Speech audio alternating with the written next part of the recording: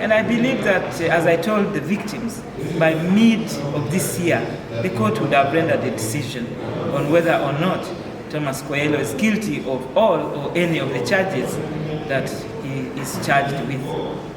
As for victims in our interaction in this outreach, the main concern of most victims is reparations.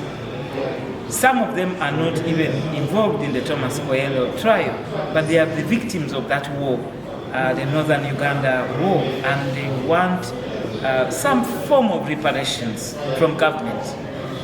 Most urgent need or item of reparations right now is the relocation of their loved ones who were buried in the camps at the time. These are scenes of crime for the prosecution's case, and that means that they have needed permission. I got to know that some of them have already taken the bodies of their loved ones and the remains and reburied them. This is a season in Acholi culture for conducting last funeral rites. And that is why the victims are concerned that their loved ones are still lying in the former camps. And yet for them, they have now moved on to return to their homes, and they want the bodies or the remains of their loved ones taken. So they want permission. And as judges of the division, we gave them two options.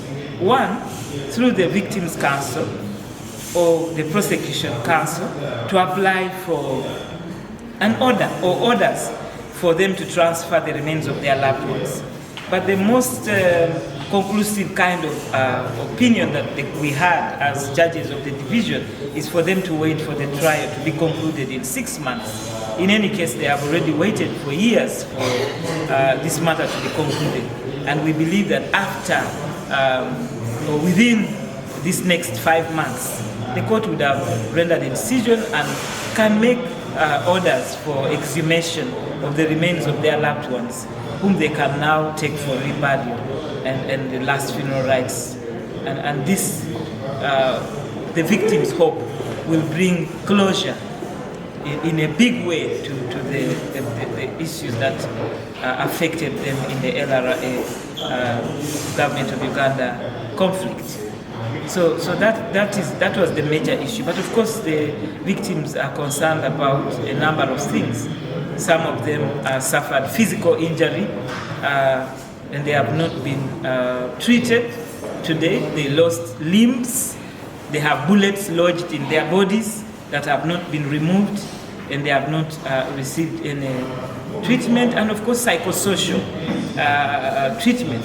For most of the victims we met in Pabo, Pagak, they were, when we were conversing or having the conversations with them, they would put their hands, the left hand on the chin, the cheek, to show misery, I could see that they were miserable. They need psychosocial support, in addition to other forms of reparations. And the opinion that I formed was that whether the victims are involved in the Thomas Kwoyelo or Dominic Ongwen trials or not, they all need reparations.